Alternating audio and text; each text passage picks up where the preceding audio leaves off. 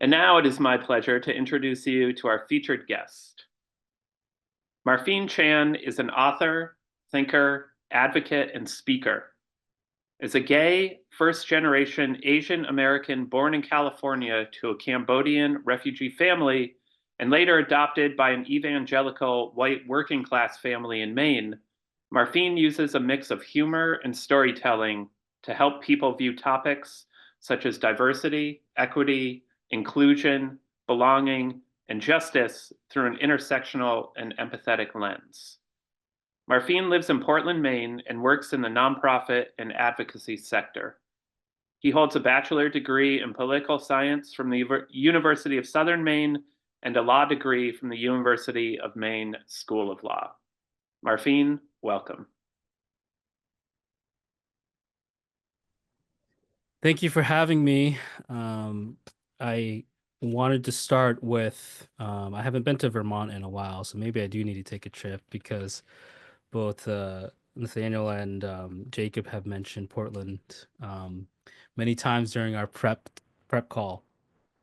But in my book, somewhere in the latter half, you'll find that I make mention of having visited White River Junction because that was where there was a camp that my family, adoptive family, and members of our church community, we went to camp in sort of these really sort of small cabins. Some had small cabins.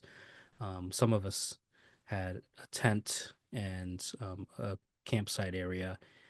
And driving through the best parts of New England, through Western Maine, because we lived in Sebago Lake, through the Washington Mountains, through I think through Meredith, New Hampshire, those types of towns, all the way to White River Junction. Even though I think that's not too far into Vermont. I'm a little rusty on the details there, but it's so good to actually give my first talk in Vermont virtually. And it goes to show that there are many ways we are connected to each other, and I'm always reminded of that today, especially as what the predominant focus is how divided we are. And that's really what I've been focusing on a lot in my talks that I've given since we've had that big election in November. I am involved in politics and local issues, and I was on the opposite side of the outcomes of this election, and so you can imagine my feelings about it. But I think my reaction and approach this time around is informed by my experiences in the past 8 years, but also my experiences with my own family, who are supportive of the current administration, who are evangelical, who are conservative, who are working class, and all the different headlines you might hear and read, and all the analysis you might dig into post election about how the white working class voted. You know, I see a lot of that in my adoptive parents, and if you were to be a fly on the wall, watching as I was digesting all of the analysis and the news, you might have seen me at times nodding along because what was being said was on point. And so I'm approaching sort of my talk tonight and the talks that I've given in the past month with an ask for all of us to return to the basics and to go back to the roots of how change happens, how hearts and minds are moved and change, and how progress is made. And what I mean by the basics and going back to the roots of how progress happens is focusing on community and relationships, and how do we sustain relationships, not only with people we agree with, but also with people that don't necessarily agree with us and might vehemently disagree with us. And that has been one of my biggest, uh, thought processes over the past few months is, taking my experience, what I've learned through my upbringing, how can I apply that in this day and age where the folks in power are people that disagree with me, where the folks in power are the folks who are, in my view, undermining things like diversity, equity, and inclusion, who are hostile to um, trans rights, LGBTQ rights, and who are attacking different things that I found that I valued, um, once I got my own footing on my own beliefs. And for you to understand a little bit of that approach and that thought process, and why I'm advocating that we reach out to those in our community who might disagree with us. And by reach out, I don't mean going and knocking on their door and sitting at their dinner table right after my talk, and picking an argument about politics. Um, what I mean by returning to the roots, to getting back to the roots of building community, and building, finding common ground, it really begins with focusing on human beings. And why I believe that is what can lead to longer lasting, more sustainable change is because, like I said, my own parents.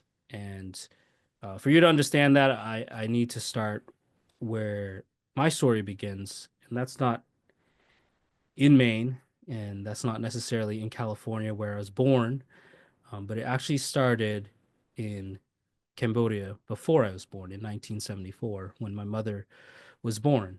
And she was born a year before the Khmer Rouge took over, and there was a massive regime change in Cambodia, and a genocide commenced and lasted from 1975 to 1979.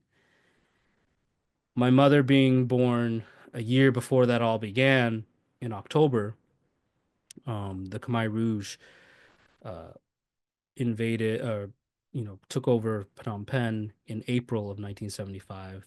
So not even a year apart. She didn't have a childhood.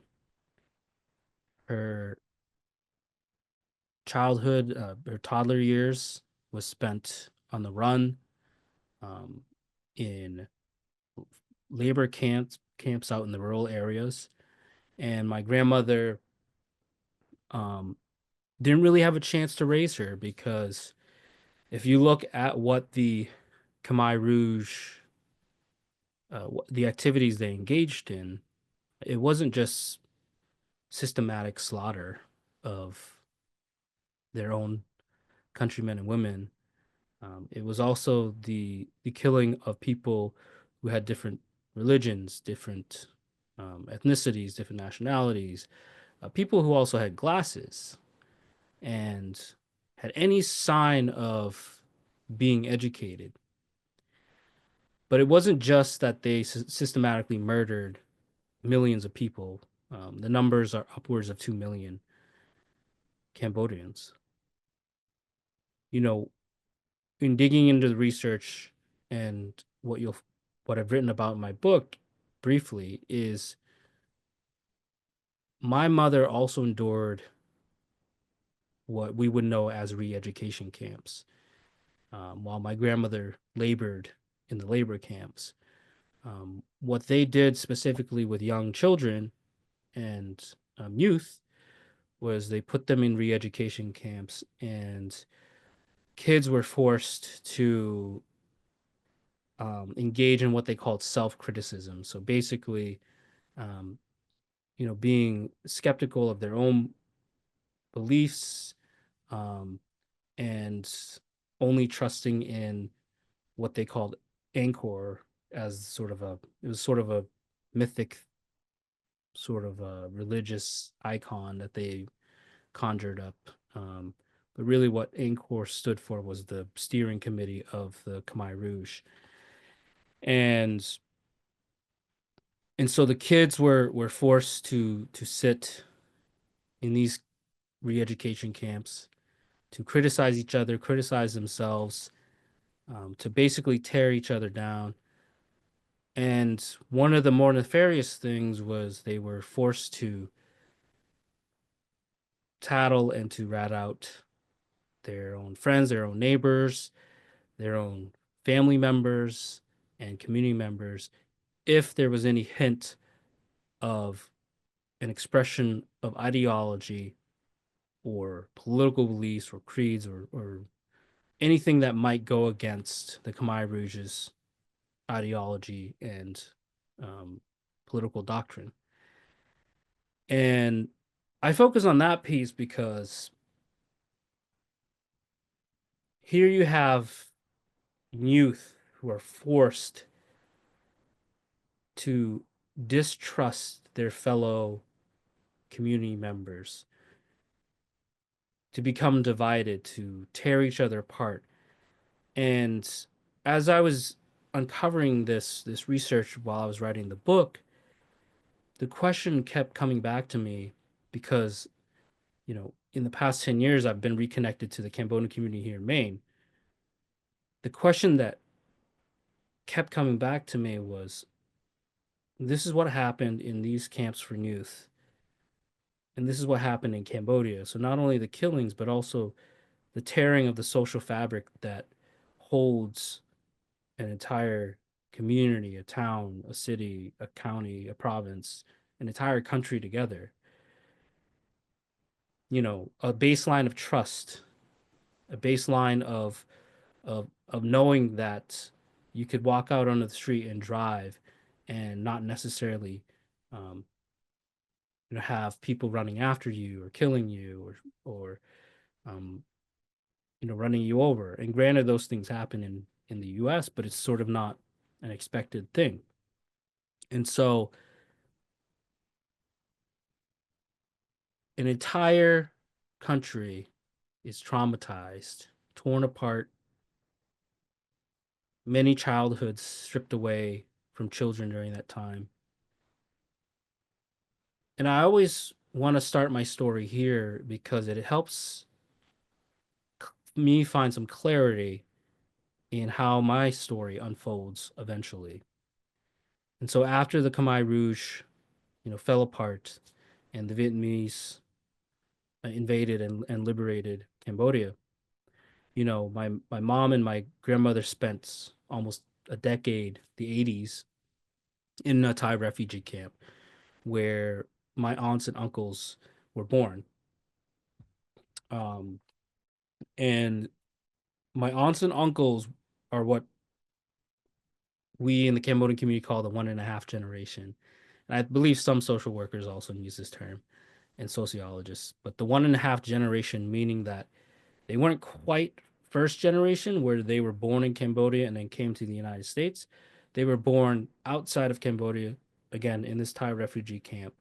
And then from there, they arrived in the United States. So they're not necessarily first generation immigrants.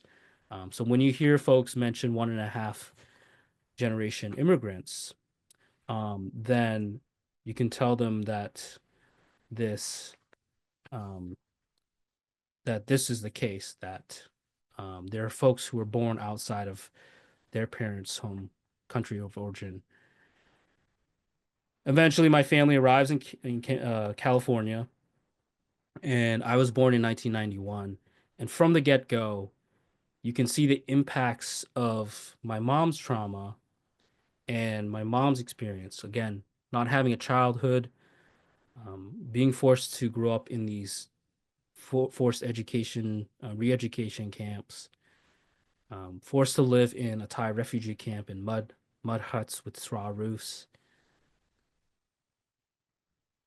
and not really having sort of the sense of a stable place, a stable home, and not really having a sense of what is Cambodia and how does it connect to my identity culturally, linguistically, all those things that we take for granted when when we've been born here in the United States and speak English and are used to driving around and seeing the same places and having a sense of nostalgia. And so all that showed up the minute I was born. My father wasn't in the picture anymore, and my mom was admitted into a mental health hospital. And instead of being placed with my grandmother to have her take care of me, I was placed with a another Cambodian family who I now call my godparents. And that's another example of how the trauma of these years of her upbringing had a tremendous impact on me. Because growing up in an environment like that of flux, of chaos, of violence and genocide, it affected her relationship with her own mom. And so one of the questions I sometimes ask, which I answered in the book, was why didn't my mom just leave me with my grandmother? And in my book, I wrote specifically, because of the trauma that they shared, meaning the trauma that they had both experienced in Cambodia, it changed the dynamic of what their mother and daughter relationship was turned out to be. Essentially, it's not what we as Americans expect, or those of us who grew up in stable homes and stable communities is not what we expect. And to this day, there are moments where they do bicker and argue um, and things get really sharp. And so right from the get-go, you see the trauma playing out where, I'm not placed with my grandmother because my grandmother was trying to tell my mom, this is how you raise a child. And my mother having some trauma from not really having a childhood, um, ended up giving me up to my godparents. And that was the case for my early 4 years of life, where I was bouncing back and forth between my mother, my godparents, and occasionally my grandmother, if my mother and my grandmother were on good terms. And eventually, my grandmother decided that she wanted to take my aunts and uncles, her kids, out of San Diego where we were living. Um, in the 90s, it was a very different time. It was a very different era. There was a lot of gang activity and gang recruitment. And she wanted to move her kids away from that. So she decided to move cross country to Maine, where she had heard that there was a relatively big Cambodian community. And my mother decided that, she was going to follow suit. I guess her and my grandmother were having a good day for once. And so we trekked across the country in a U-Haul truck. I remember sleeping on a mattress in the back of the U-Haul truck when we would need to sleep. Sometimes we would even eat in there. And um, the only time we would get out is when we were stopping at a rest stop. Um, and so we made it to Maine in 95, 96, sorry. And I was about 5 years old and lived right in Portland, Maine to start. And my mom also, the way her trauma showed up a lot is her dependency on abusive men. And she happened to be dating one of these men at the time who successfully for him got her to isolate herself from my grandmother by moving us into a separate low income housing unit. And that is where things really tumbled and took a turn for the worst. One example that's in the book is, my mom was having fun and with her friend at her friend's house singing karaoke, and me and my sister, we were sleeping in the other room because it was um, late at night and they were singing karaoke, and all I heard was her boyfriend at the time come up, and I heard brief arguing, and then all of a sudden a thud, and all of a sudden my mom is crying on the floor, and I open the door, and me and my sister at this point, my sister was starting to cry, and I looked out, and I could see there was blood across the floor, and there was pieces of teeth on the floor, and I already knew the answer, but I knew that he had punched and hit my mom like so many other countless times. The only thing that was different this time was the police were called, and they took him away, and there was a restraining order put on him. And so that was the kind of life we lived with my mom. That was one instance. If you can imagine so many instances like that happening, not just with abuse, but my mom had issues with alcoholism and substance misuse. And there was at one point where I woke up in the middle of the night, and she was passed out drunk on the linoleum floor of our low income house, and all that there was in the living room was just a cheap hand me down couch, a small TV, and a small on top of a small TV stand. And otherwise, everything was just open linoleum floor. But she was laying on the floor, asleep, passed out, and there was just puke, across the floor. And I thought that there was something. I thought maybe she was dying, and a traumatized kid. And so I had ended up calling 911. And so the ambulance, I remember the red lights just shining through the living room window. That was the kind of childhood we had with my mom until finally, you know, whether it was teachers, whether it was our guardian ad litem, or other mandated reporters. I came home one day, and the caseworker that was handling our situation handed me a black trash bag and told me and my sister, you know, pack your belongings, your favorite belongings, and some clothes, and we're gonna take you away for a little while. What is a kid supposed to do with a black trash bag? You know, when you're just told, go through your house, collect your belongings, your favorite toys, your favorite clothes, and basically we didn't really put much in there. Two kids in shock, and we piled into her car, and we started driving. It was getting late in the evening because it was starting to get dark, and she drove us all the way to Acton, Maine, which is an hour and a half from Portland. And we pulled into the driveway of our first foster family, who stood on the porch. It was dark out at night, and the porch light was on, and there was this nice sort of New England style house, and they ushered us up onto the porch, onto the to meet the family. And that is when all hell broke loose, in terms of the floodgates just opened, and both me and my sister was already crying during the car ride. I was holding it all in, but my sister started crying, and I started crying, and we were ushered into our new bedroom, where there was just pretty much sleeping bags on the floor and a nightlight, because our first foster parents, this was the first, they got the call that day. Can you take these two Cambodian kids? And that was our first night in foster care.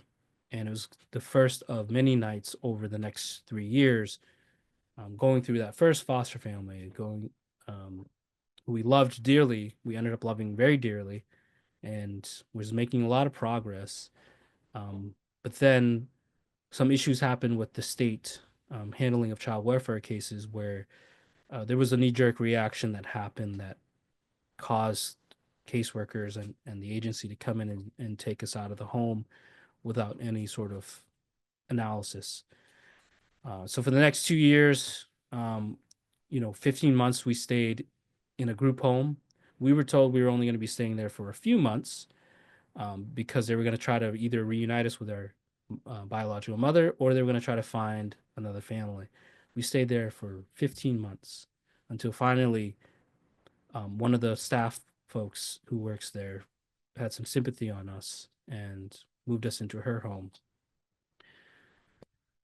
And finally, at age 12, our adoptive family, what the family that ended up becoming our adoptive family, found us and reunited us with our. So it was me and my sister Tanya. I was 11 going on 12, and my sister was 7 going on 8. And we had been in contact with our two younger siblings for some time, but this family, the Barry family, really wanted to keep us in touch. And during that course of keeping us in touch, they decided that they were in a space in a spot um, to be able to have us move into their home. And so we moved into their home. And I always say in all my talks, everyone thinks that's the happy ending. A four siblings gets reunited, gets moved into a somewhat stable home with a roof over their head, with food, with education. We did a lot of regular things, regular kid things. I took piano lessons. I played soccer. I played baseball. I had crushes, but I didn't really have crushes on in the way that they really hoped in that world, that church community. Um, I had crushes on guys. And at that time, age 12, 13, 14, I was starting to get more into this church community and understanding their worldviews. And, one of the things that they often preached was that being gay is a sin, it's an abomination. And as a middle schooler and high schooler, I ate all that up. I internalized that. And the way it showed up was uh, anxiety, panic attacks, night terrors, because our church was a Pentecostal church, so it believed in things like the rapture, the end times. And I fixated on the end times and the rapture because it was this fantastical story that was told that if you are saved, if you are not, sinful, and you truly have Jesus Christ accepted into your heart, then you will be raptured up when Christ returns before the end times.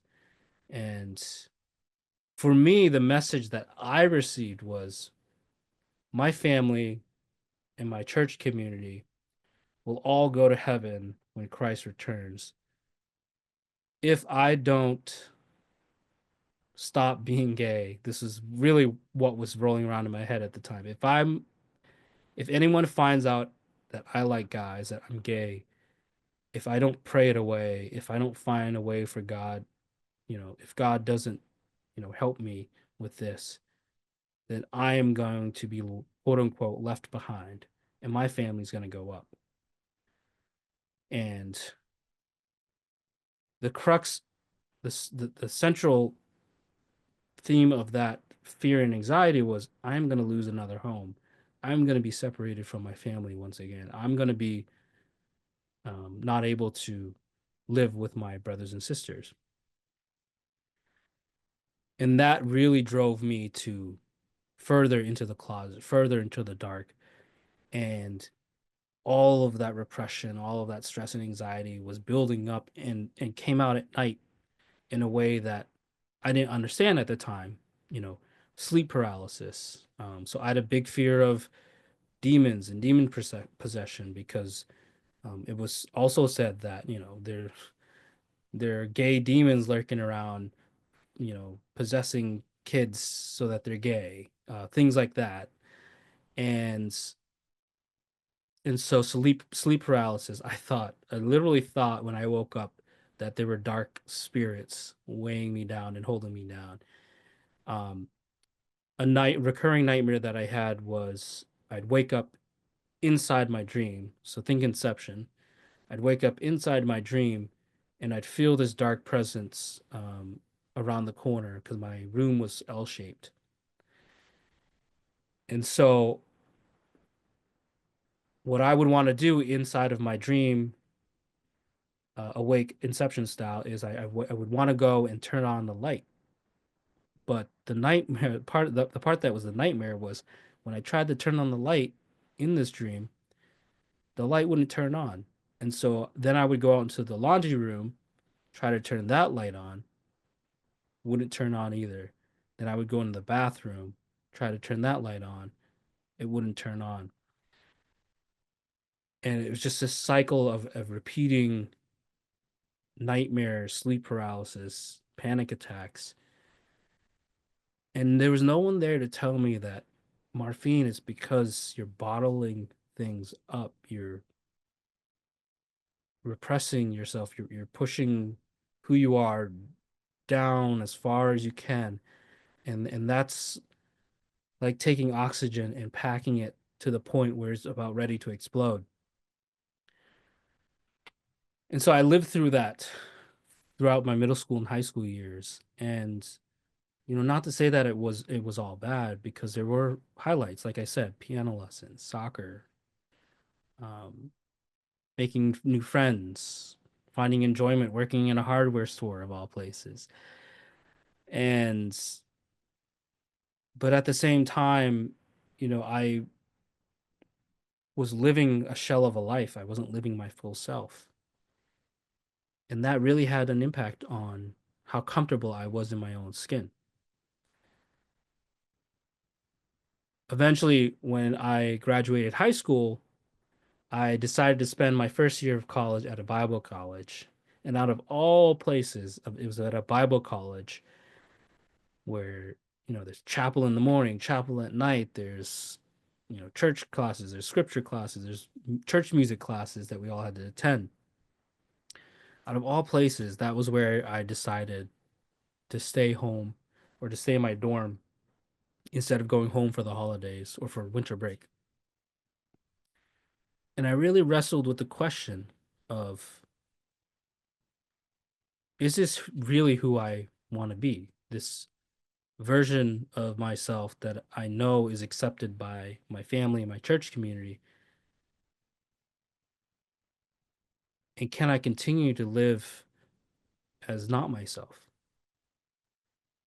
And long story short, I came home later that spring and leading into the summer, and I decided to come out. And it led to a lot of the things that you see on TV and in movies, arguments with parents, my dad threatening to call the police if I was going to go hang out at a bonfire with my heathen friends. Um, my mom saying to me when I said to her, "Well, what makes you so special? Why does God forgive you, but He can't? Why does God love you, but He can't love me for being gay?" And the response there was, "Oh, because I have Jesus." Um, and over, the first few years, there's these big, big arguments that we would always have. But at the same time, I saw a shift in myself and some change where, because I had found the bravery to come out, to start being my authentic self, to start not living life in a shell, in my own echo chamber of fear and doubt and anxiety and insecurity, I noticed that my relationships with other people started changing. My relationships with my siblings started to change. I had withdrawn from my siblings in high school because I was dealing with all these internal emotions, and I was very distant to my siblings. But after coming out, you know, one of the first things I remember was my sister Saya knocking on my door quietly, and I yelled at her, and I said, go the f away. Um, and she was knocking quietly, and she just whispered through, like, Marpheen, I love you. And And it took a little bit of time, but my relationships with people changed because what I ended up finding out was the more authentic I was to my true self, the more I was solid in my own foundations, to steal a biblical term, the more I was able to connect people with other people more authentically on a more real basis. And I was more able to share the real Marpheen with people. And I found as that happened, it started to snowball into a life that has been fuller, a life that has been fulfilling for me. As not only did I come out, but because I came out and found the courage in being my gay self, I found the courage to actually want to reunite with my biological family.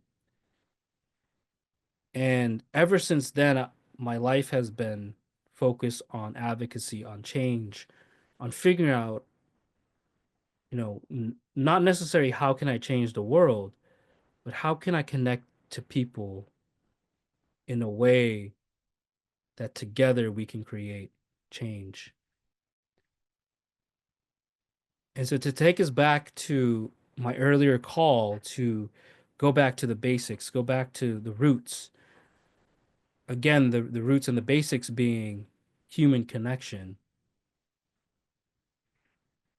There's a lot of talk about how divided America is right now, how divided we are, how lonely we are, how there are third places disappearing. There are um, spaces that are disappearing that would have otherwise brought us together. And kids are spending too much time on the screen, or you know partying, or what have you. And for me, going back to the basics means,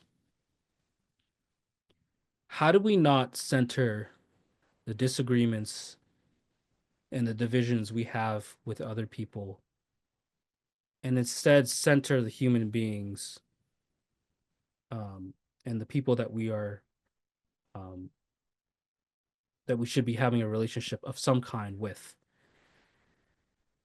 Because for me, in my 20s, when I was a very different person, I was very much an activist. I was very much, um, you know, it's kind of funny because in high school I was on fire for God, and in my first year of Bible college I was on fire for God, and then in my college years I found a different fire to kind of stoke. It was the activism fires, and I got into the whole, you know, trend of wanting to shut people down and wanting to shut people up if they didn't agree with me.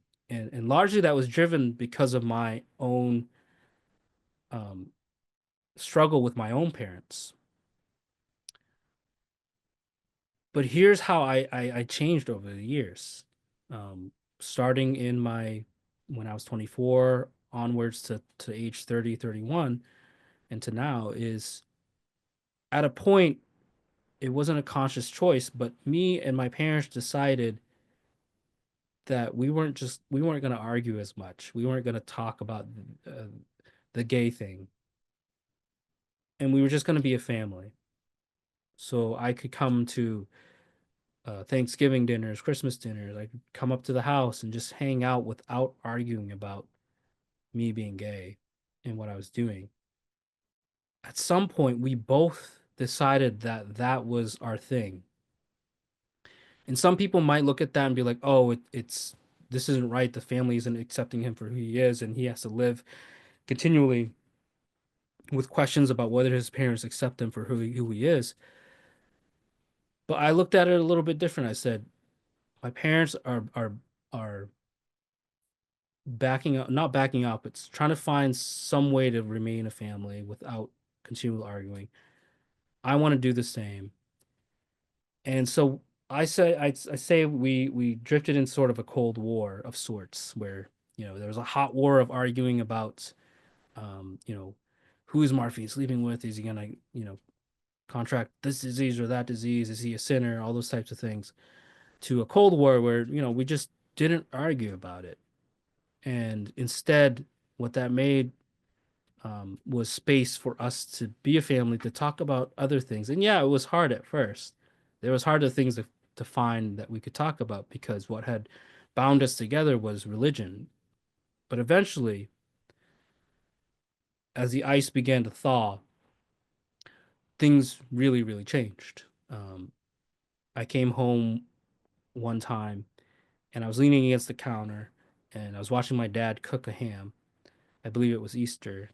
And mind you, we had for a few years this Cold War. And my mom walks in. And again, several years of not talking about anything related to me being gay. She walks in and she says, "Marpheen, how is your boyfriend?"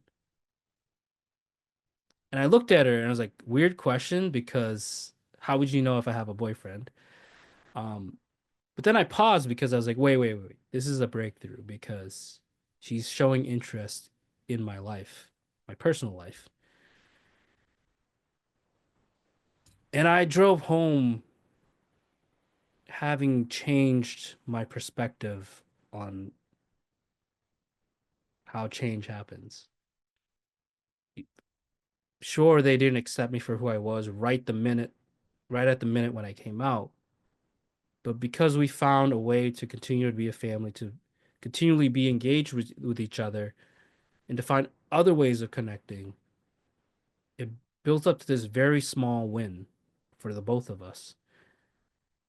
And years later, I can show up to the house without feeling shameful or guilty or that I have to hide something, because they know I'm gay. I don't have to say it, but I can still show up with my full self, talk about family things, gossip about my siblings and how they're not doing the right thing. Um, and we bond over that. And then I had an epiphany in my 30s or the 31s. I'm the only gay person my parents have a constant um, contact with, exposure to. So I'm literally the only person that they know who is gay and gets this close to them. So I'm one of the only people that they can see another side uh, of in life, and another side of the coin, because all they're told is, being gay is a sin, being gay is unhealthy and against God. But here I am showing them that I'm gay and I'm flourishing, I'm thriving, I'm um, successful as a community advocate. And so that's what informs my statement when I say, let's go back to the basics. Let's not focus necessarily on what divides us. And I'm not saying to force yourself to be in uncomfortable situations on purpose, but to be okay with those uncomfortable situations and to work yourself up to that point, to build some resiliency, and not to look past harmful phrases or beliefs that another person might have, another person that you disagree with, but again to decenter the division that we might have with them, and to center the human being, and to try to understand, okay, they might be saying this, but who is the human being at, behind this mask, behind these statements? How can I connect to that human being? And that to me is where the power is when you can connect to the human being, and you can show that you can listen to the person with empathy and grace and kindness and patience. That changes both people at the same time. It changes you and it changes them, because for me, what I find is people that disagree with me on certain subjects, that disagreement is based on a deep pain that they feel, that's connected to a job they lost, or a family member they lost, or some sort of pain that is driving that. And so for me, the last few months, I've been going around talking with folks and just asking us, let's just go back to the basics of what it means to be human. what it means to be in community with each other. And sure, there are political disagreements and there are the harms happening that, you know, is being perpetuated by the systems in place, but we're all humans that are being churned through those systems that cause harm. And if we can pause for a second, for a minute, for an hour, for days and weeks to actually recognize the human beings that are all hurt by the system, that changes the way we talk and have conversations with people. And so that's my big message tonight. And uh, I want to thank the Vermont Humanities Council for inviting me to speak to you all virtually. Um, and I know it's a little bit over time, but I hope that we still have some time for questions, Q&A. I am willing to stay an extra 15 minutes just to give some more time, or 30 minutes to give some extra time for some Q&A. No problem at all. Thank you so much for that talk and sharing so much with us this evening. And I really appreciate your message of like trying to find our shared humanity because I think that's a lot of what we do here is really trying to find those common bonds that people can connect and talk about. And maybe that's outside and just enjoying the outdoors or bonding over a book they're reading. But it's like you said, it takes time and it takes that patience sometimes that we don't always have. And so I'll remind our participants here that please, the Q&A and the chat is open. So if you have questions for us tonight, please put them in the chat.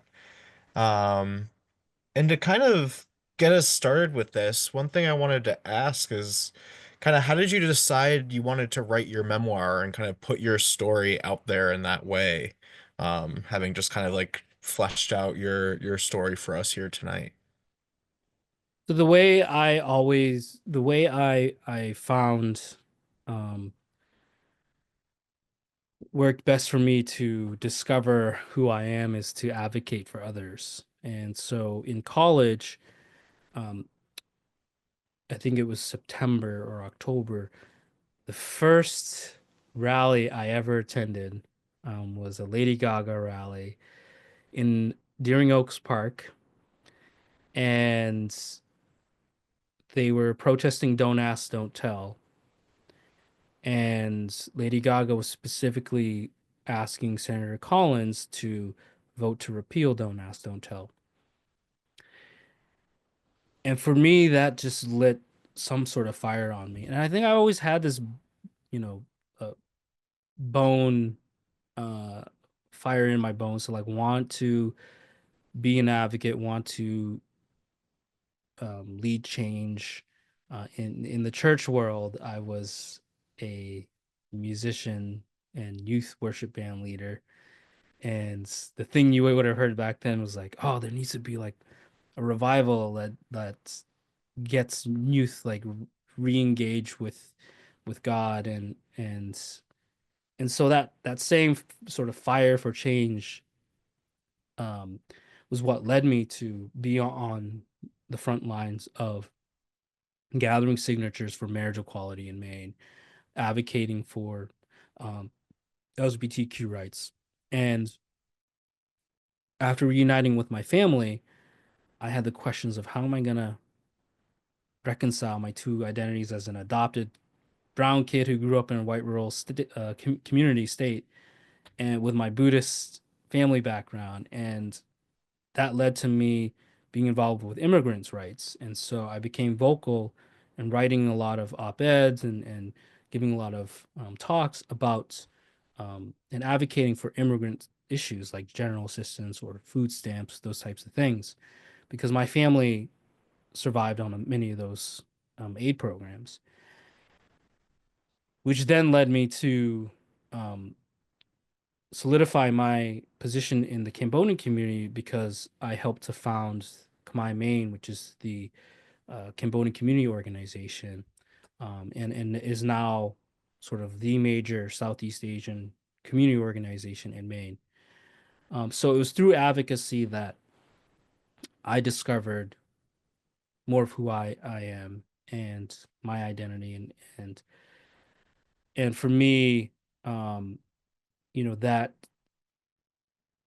is what drove me to write the book, is because I've discovered pieces of me through advocacy, but I had never put all of that together. And it wasn't until a speech I gave in 2014, um, that I recognized that people actually see themselves, a part of themselves in my story, whether it was my gay identity or immigrant background or adopted or foster care or living as a brown kid in rural Maine. Um, Everyone found some way to connect to it. And I could see it in this audience of a few hundred folks who were white, black, Hispanic, Asian. And to be able to see that from the stage, as nervous as I was, told me, I was like, this story actually means something. Like you all have heard my story during this talk. Could you actually believe that there was a point in time where I thought my story um, didn't really matter? Um, and so my advocacy led me to actually seeing the impact my story had, and then that led to the book.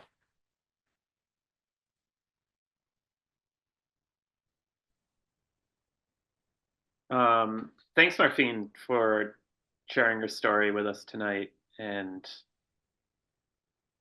your hopeful message around unity and conversation and just reaching out to the other side. But on a different note, and you mentioned a little bit right now about the music. You were in a church band. I'm looking at your room right now. There's a guitar behind you. I see soundproofing. Yeah, yeah. In the memoir, you mentioned a love of soft rock. I don't know if that still holds true. And there's this great scene at the end where you years later you on a family visit and you meet your biological father, and he there's a communication gap there, just a language gap. And it's this lovely scene in which he plays for you like this traditional Cambodian instrument. That's his way of speaking to you through music. So I'm just curious a little bit if you can talk about the role of music in your life, and what it means for you, and how you may have used music to work through some of the traumas that were so present. Yeah, music, in my middle school, high school years was my meditative state. Um, a lot of musicians, I feel like, are good at engaging with the audience and like making eye contact and like, you know, grabbing their phones and taking a selfie with them or something like that. But whenever the funny thing was, whenever I was on stage, my eyes were shut 100% of the time because I one, stage fright. Like I didn't really like being on stage back then. And so my coping mechanism was eyes shut and hands on the piano. And you rarely heard me sing without my hands being on a piano or a guitar. And if you took those things away, my crutches were taken away and I would flounder. Um, and so uh, for me, it was the secret meditative escape that I needed to keep me buoyed. Because despite all the anxiety, terrors, and everything, um, and even though the message of the songs were very different, I think it was the notes, the progressions, the arrangements, um, also a lot of just ambient improv, I would call it, that allowed me to slip into a space that was calming and at the same time healing in many ways. Um, and and so um, if you're wondering what my favorite type of music these days are, it's a lot of still sort of alternative soft rock, but also some indie folk there. Indie folk's become and indie acoustic has become a big thing for me. So if you know, I think it's Noah Kane, Kahan. I don't know how to pronounce his name, but Noah Kahn. Noah Khan. Yeah, See, one of Vermont's finest. right, Noah Khan, and now you can say this Mainer mispronounced his name. Yeah. Um, but Noah Khan, you know, Maggie Rogers, some of the older types of um, music too is like Radiohead, Coldplay, sort of like positive, sad songs. I don't know how they're both positive and sad at the same time. But like Fix You was on constant replay on my iPod at the time when we used to have iPods. And so music was just music and books, fantasy books like Lord of the Rings. Lord of the Rings was allowed in my house because Tolkien was a Christian. So his version of magic was allowed in the house, but Harry Potter wasn't, and Pokemon cards weren't allowed. Um, but I read C.S. Lewis, Tolkien, and read Wall, and those two, um, the sense of adventure and character developments and um, you know, sort of nurture a different type of nurturing and learning were also big for me.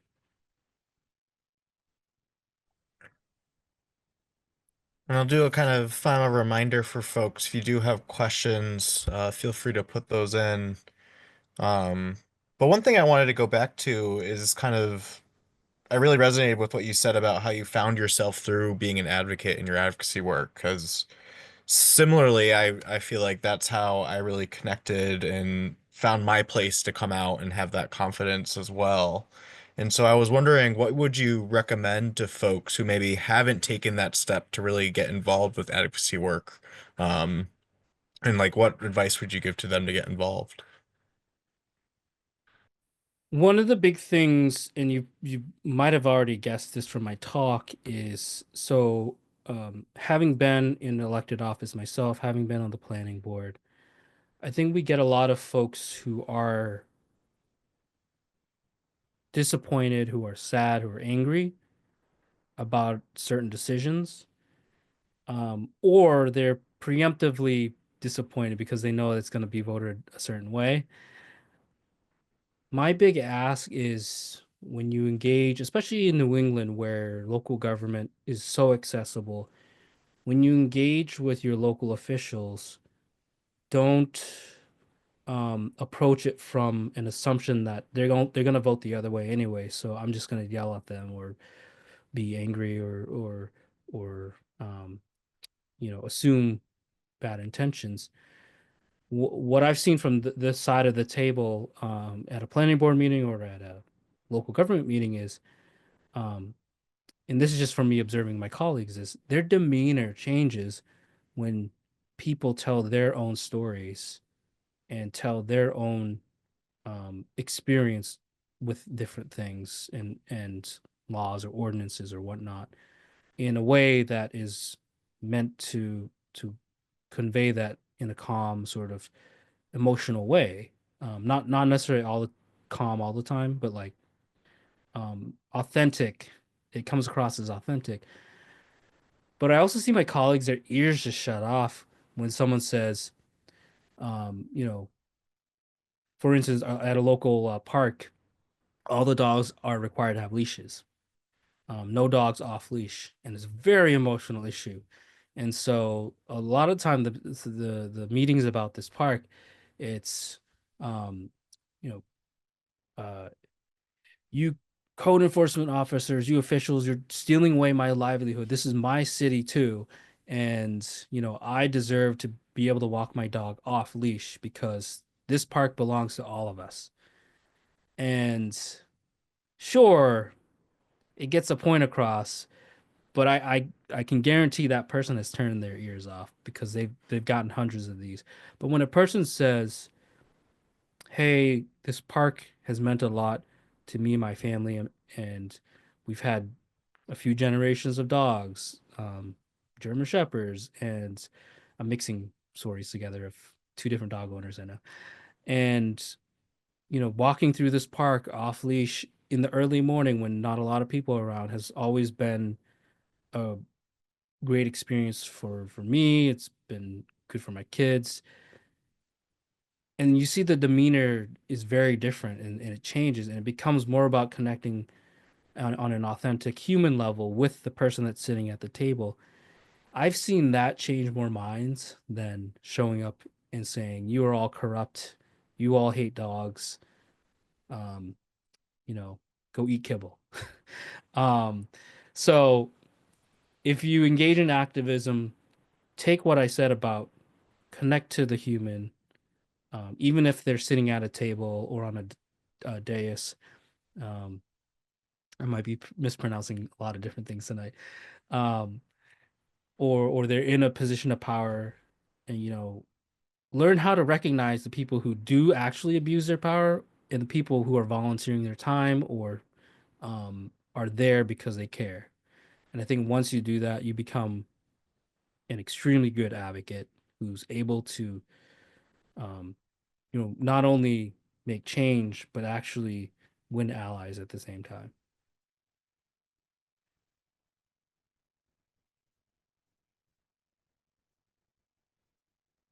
Right. Well, I want to just say thank you to everyone for joining us tonight, and Marpheen for really taking this time with us to talk about a lot of these issues and share your story, and Yeah. recommend folks check out um, all of Marpheen's work that he's doing, because like you were alluding to, you're have a lot of op-eds out there, you have a lot Yeah. of other work out there. We didn't get to your poetry book, but we'll get there at some point. Yeah. Um, so please do check out his sources here. And again, thank you to the Winooski Memorial Library for helping us host this tonight, and for our amazing ASL interpreter Crystal for joining us and working through this time with us. So we hope to see you at another event in the future, and have a great rest of the evening.